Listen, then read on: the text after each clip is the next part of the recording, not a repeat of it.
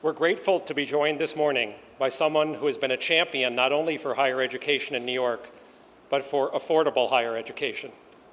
Most recently evidenced by his Excelsior Scholarship Program, in which Cornell's contract colleges are proud to participate. He's a friend of Cornell and a crucial supporter for Cornell Tech, Governor Andrew Cuomo.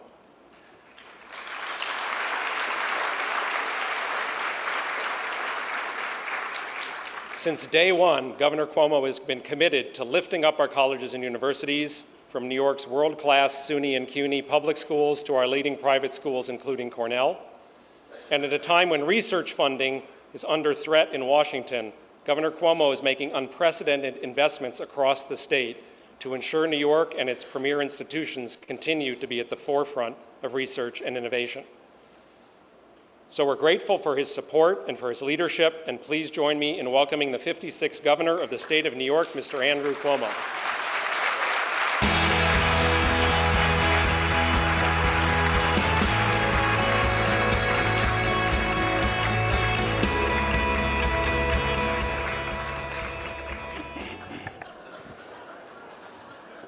And the banner grows. I really wanted to be a banner carrier myself. First to Dean Daniel Hartenlocker. Let's give him a round of applause. Congratulations, and thank you for having us here today. To Mayor Michael Bloomberg, it's an honor to be with you, and congratulations today. Mayor Bloomberg.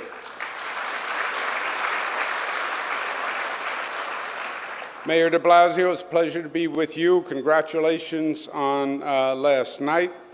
To Peretz Levy, pleasure to be with you again, and you're welcome in being now a member of the family of New York. Bob Harrison, chairman of the board, and my banner carriers, who are a very distinguished looking group. They are students, and they are representing the engineers and the entrepreneurs of tomorrow. We have from Cornell Tech, Trishala Naraj, Renee Zakowitz, Sean Bramson, and we have two students from CUNY's LaGuardia Community College, Luis Medina and Christian Robinson. Let's give them a round of applause.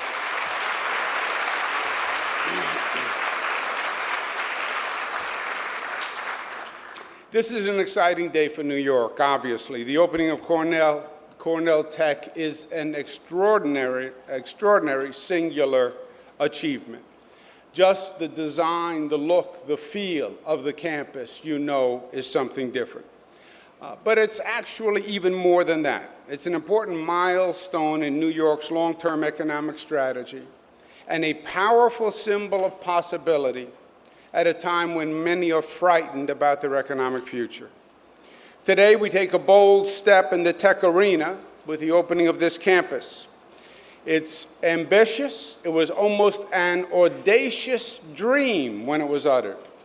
But now, just a few years later, it's actually a powerful reality. Congratulations to Cornell and Technion Institute of Technology. This is a good marriage. It is a good deed. In New York, we would say, Peretz, this is a mitzvah. Cornell has been dedicated to teaching in advanced engineering sciences since its foundation in 1865. Technion has been an international leader and is one of the reasons why Israel is the global leader in tech and innovation. In March, I visited Israel, and we made a partnership between Technion and the New York Genome Center. So this is going to follow on that, and we are very, very excited. Each university has a strength in its own right, but the combination is powerful. With the mathematics professionals in this room, you may disagree, but this is a case of 1 + 1 equaling 3. This is Cuomo's theory of higher math, I want you to know. But the synergy between these two organizations is going to be exciting. It's also a big step forward on New York's long-term economic future because it reflects the honest realization that New York must keep pace with the changing economy and that there was a void in our competitiveness. We were losing ground in the tech race. That is true, not because others were winning, but because we were not competing. The new marketplace challenge, which was tech transfer and putting together academia and commercialization, frankly, we were slow to the starting gate. And it's ironic, as the mayor noted, because New York historically led transfer tech before they even called it that. George Eastman pioneered work in photography, and then that led to Eastman Kodak in Rochester. Thomas Edison, the first electrical power grid in Lower Manhattan. Willis Carrier designed commercial air conditioners in Brooklyn, moved it up to Syracuse to actually do production. 1914, Thomas Watson became general manager of a small company in Endicott, New York, the Computer Tabulating Recording Company. He later changed the name to IBM. But that was history. And in 2010, when Mayor Bloomberg assessed the situation, he was right. We needed an aggressive strategy to catch up. And that's when Mayor Bloomberg envisioned an initiative to create a new high-tech ecosystem to compete with Silicon Valley and Boston and Massachusetts, and to build a university ecosystem that fostered innovation, that attracted the best, and partnered with private sector companies. The initial initiative signaled both our need to compete and the void, but also our determination to enter the arena and dominate. Mayor Bloomberg was right, and I share his vision. When I came in as governor, I did the exact same thing, working to make New York State the home to high tech. We changed the culture from SUNY and CUNY, and have changed the culture to one that understands and appreciates that academia works best when it works with the private sector in real-life application models. We have STEM scholarship program for the first time. We have advanced training for public school teachers in STEM. We started the largest life science program in the state's history, $620 million. And we did it upstate also. We brought Tesla to Buffalo, believe it or not, to build the largest solar panel manufacturing facility in the hemisphere. We're developing a drone cluster in Syracuse.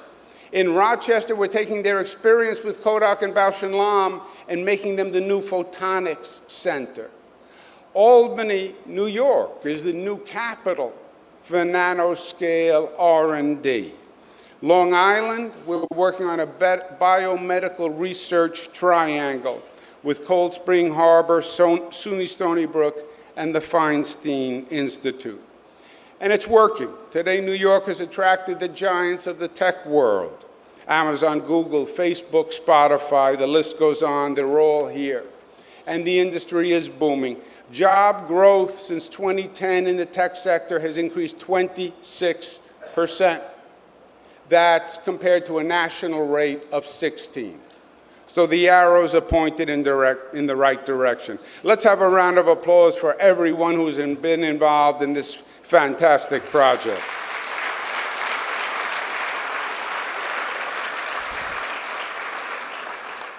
But to me, today's project illustrates even more.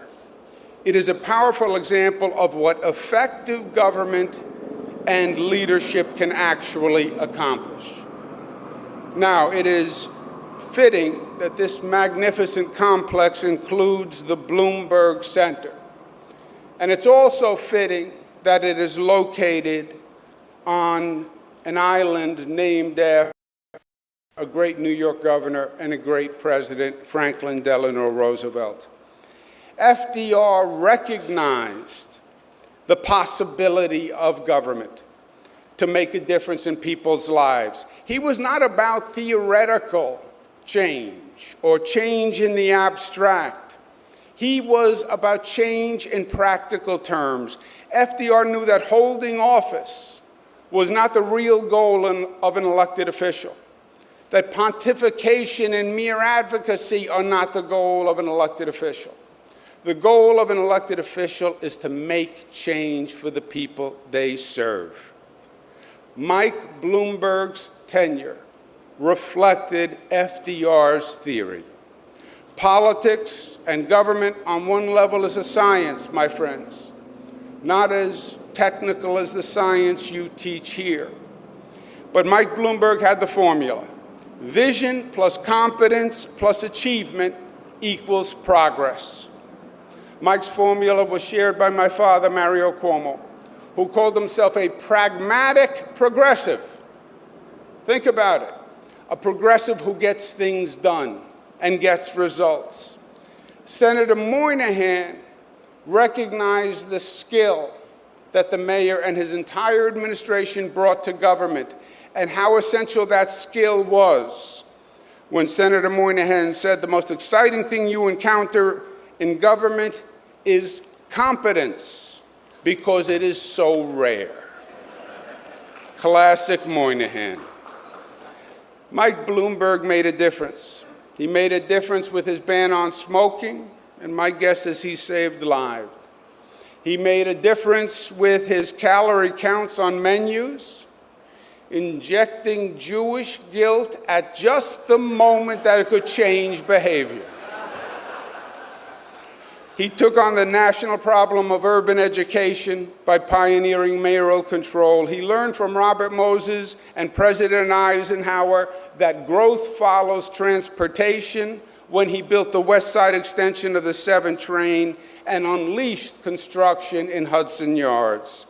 He created bike lanes, he created the 311, he created the High Line, he created more open space than ever before. He literally changed the face of New York.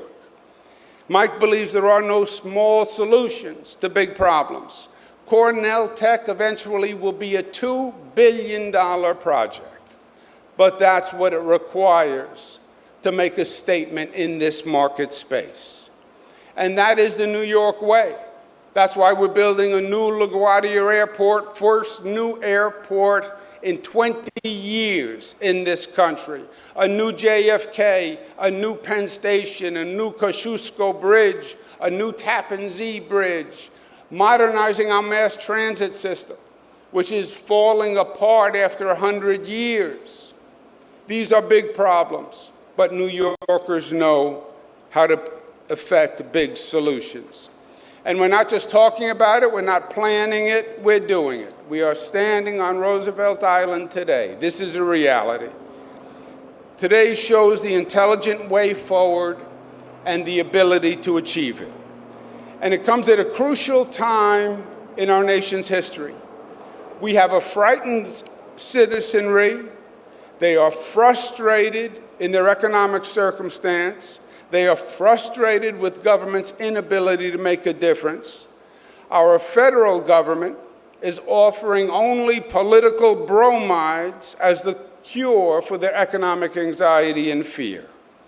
Washington's message for economic development is let's go back to the economy of the 50s and the 60s. There is no future there, my friends. The rhetoric may sound persuasive, but it's not true, it's not smart, it's not even possible. The truth is this: an economy that does not invest today in the industries of tomorrow is destined to be trapped in the jaws of yesterday. In New York, we know our future is what we make it. We know what needs to be done, and we are doing it. And we know we can do it because it is happening. It's about building a state-of-the-art infrastructure. It's about making every college affordable and free college for children who can't afford it. So we tap the development potential of every child that is born in this state. It's paying a living minimum wage, enhancing immigrants and the energy they bring to the economy as a source of renewal and appreciating that diversity. It's about investing in science and technology, not just as an economic development strategy, but as a way to improve the quality of life. These are our North Stars, our guideposts. Mayor Bloomberg helped chart the course, and now New York leads the way. So Cornell Tech, welcome to New York. You embody the Roosevelt spirit of possibility. And Mayor Bloomberg, thank you for today, and thank you for 12 years of extraordinary service. You, my friend, left New York City better than you found it, and there is no higher praise for a public servant. Thank you, and God bless you.